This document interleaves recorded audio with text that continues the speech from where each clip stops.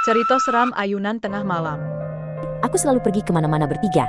Setiap kali menjelang ujian, karena kami malas belajar, kami selalu menyelinap keluar rumah di tengah malam.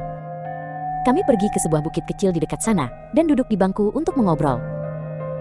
Malam itu, seperti biasa, aku dan Ken sudah tiba di bukit, tapi Taro belum juga datang. Aduh, Taro kok lama sekali ya? Bagaimana kalau kita jemput dia ke rumahnya? Kulumjuk tingga adalah tembang dia, kataku. Kami pun turun dari bukit. Saat kami berjalan menuju rumah Taro, ada sebuah taman di kaki bukit. Setelah melewatinya, aku melirik sekilas ke arah taman. Dan di sana, di ayunan, ada seorang gadis kecil berbaju putih. Ini kan tengah malam? Aku terkejut, tapi karena takut, aku bertanya pada Ken.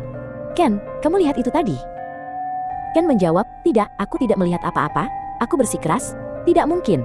Tadi pasti ada seorang gadis kecil berbaju putih di ayunan taman kan? Coba lihat lagi. Ken menoleh ke belakang, lalu tiba-tiba berteriak, "Wah!" Aku juga kaget, dan kami berdua langsung lari kembali ke atas bukit.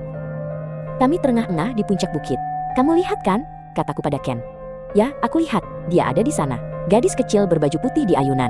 Saat kami masih berbicara, Taro muncul dari bawah.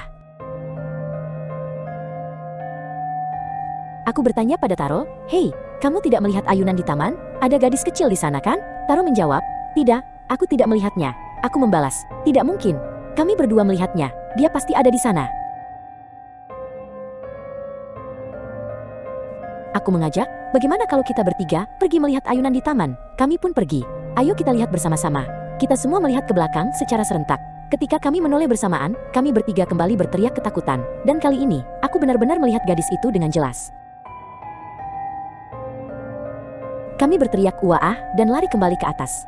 Aku bertanya, "Kalian lihat kan? Gadis itu duduk di ayunan dan menundukkan, tapi hanya Taro yang berkata, dia melihat ke arah kita dan tersenyum ya." Aku dan Ken terdiam, tidak ada senyum sama sekali. Kami merasa ada yang aneh. Keesokan harinya, saat kami berencana untuk membicarakan kejadian itu, Taro tewas ditabrak truk.